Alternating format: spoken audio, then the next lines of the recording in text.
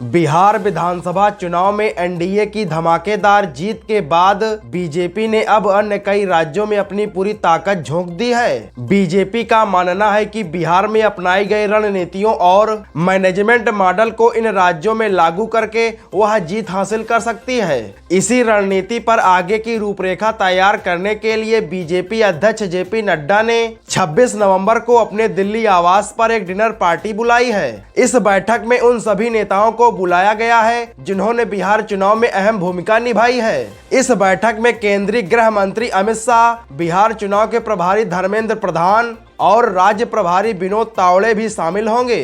इस बैठक का उद्देश्य बिहार चुनाव अभियान की विस्तार से समीक्षा करना और सभी इन रणनीतियों को बंगाल और असम के आगामी चुनावों में लागू करने के लिए रोड मैप तैयार करना है।